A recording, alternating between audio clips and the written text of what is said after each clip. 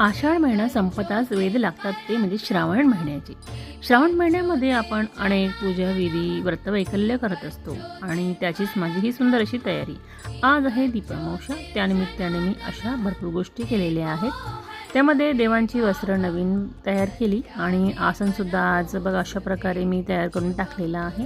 झाडांना अगदी खूप सुंदर फुलं यायला लागली. काही दिवसांपूर्वी लावलेली झाडं आज खूप सुंदर दिसायला लागली आणि ही काळजी घेतल्यामुळे सर्व काही बघायला मिळतं. आज फुलांचं डेकोरेशन करायचं म्हणून अशा प्रकारे काही फांद्या तोडल्या फुलांच्या आणि अशा काही सुंदर दिसणाऱ्या फुलांमुळं आपलं डेकोरेशन तयार होतं आणि अगदी घर देवघर खूप सुंदर वाटतं.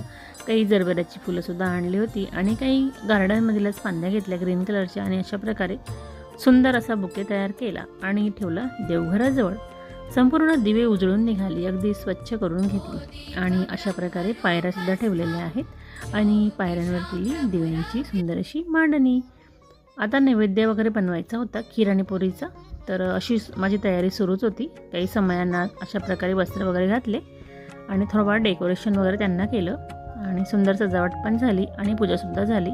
आज होती दीपामावस्या म्हणून आपल्या घरामध्ये भरपूर आपले जी काही दिवे आहेत वर्षभर आपण वापरतो ती अगदी स्वच्छ लक्क धुवून काढायची होती आणि त्यांचं पूजन करायचं होतं. आजच्या दिवसाला या दिव्यांना खूप महत्त्व असतं आणि आपण वर्षभरामध्ये जे दिवे वापरतो त्यांच्या पूजनाला सुद्धा खूप महत्त्व होतं.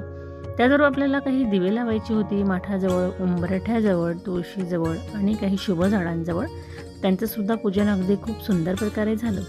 सायंकाळची वेळ होती, अशा प्रकारे मी तुळशीचं पूजनसुद्धा केलं आणि त्या ठिकाणी सुद्धा दिवा प्रज्वलित केला.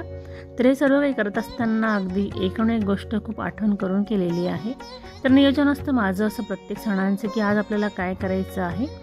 तर असं नियोजन केल्यामुळेच माझ्या सर्व काही गोष्टी ह्या खूप तंतोतंत होतात, नाहीतर वेळ तर अपुराच पडतो. चला पुन्हा भेटू पुढच्या व्हिडिओमध्ये.